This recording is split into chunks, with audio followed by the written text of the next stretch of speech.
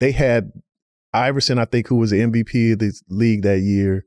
Aaron McKee was sixth man of the year. Mutombo was defensive player of the year. Larry Brown was coach of the year. So that was, Phil Jackson used that to kind of keep us grounded, like, you know, this is going to be tough because they got all the guys that won all the awards and this, that, and the other, even though we knew that nobody couldn't really fuck with us. And so Iverson came out hot in that first game.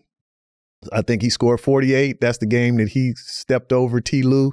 Ty Lue hadn't been in the rotation, hadn't been playing at all. And I remember we were all dejected after the game because we wanted to go. No team had gone through. At that time, you only had to win 15 games to win the championship in the playoffs. No team had gone 15-0. And so that was our motivation, our goal. When we lost that first game, I remember being in the shower after the game, and Ty Lue, who had come in for the first time, and he really did a good job on Iverson during the time that he was in the game.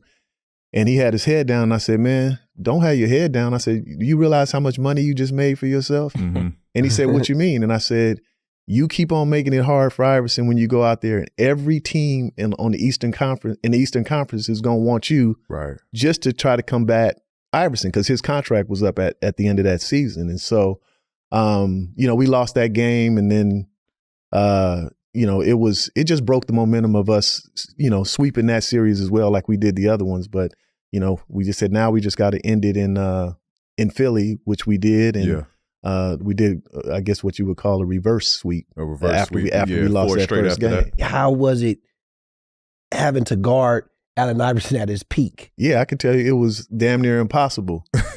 And I say that because when I first came in the league, and I think all the way up until 93, you could hand check. And then after that, you couldn't hand check anymore. So I was 180 pounds when I first came in the league, and there were strong-ass guards like Alvin Robertson and Joe Dumars and Derek Harper that could put their hand around my waist and move me around, right? Because they were that strong, I was that skinny, and you could hand check. It was legal. When Iverson came in the league, the hand checking, there was no hand checking anymore. So if a guy caught the ball and he turned and he faced, you couldn't have your hands on him at all. And with his quickness and his ball handling ability and the fact that he was always in attack mode, like I said, it was virtually impossible to guard. And he's getting 30 shots. Yeah. So it's, you know, a lot of people don't know, I played half a season for the Sixers in 97, the year that Larry Brown moved Iverson from the 1 to the 2. And the reason why he did that, Eric Snow and I were the point guards on that team.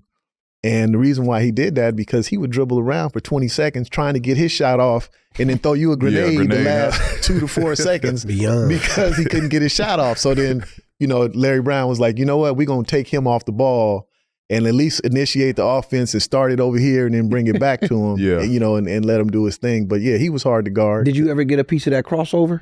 Oh, yeah. You got that? Yeah. Okay. I just want to know if you got that. No shame, you know. Which means that I was out there on the court. Right.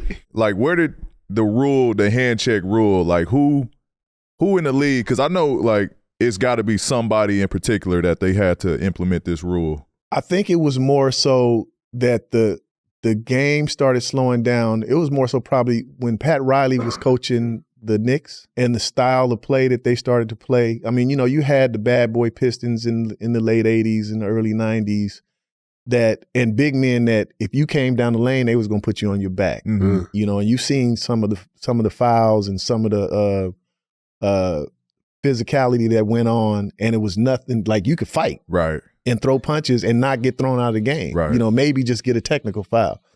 And so I think the league was just trying to get away from that level of physicality, and they wanted the scores to start elevating, you know, rising more than what they were. Because, you know, at that time, the games were, you know, you might win a game 95-89, and people want action and they want to get up and down. The three-point shot wasn't as relevant then as it is now. So what that did is it allowed for players like him that were very skilled offensively and fast to be able to it increased possessions in the game, and it increased scoring, and that's what the fans want to see, you know. And so it kind of opened it up for that to happen.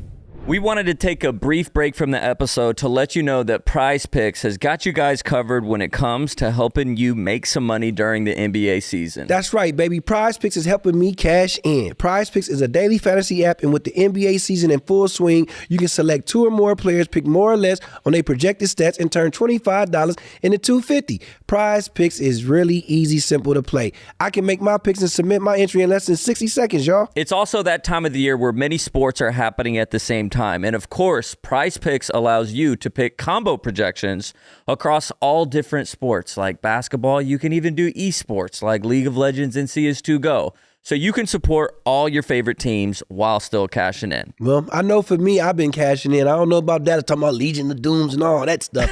But that's a story for another day. Be sure to visit prizepicks.com/podcastp and use code podcastp for a first deposit match up to $100. And y'all already know what time it is.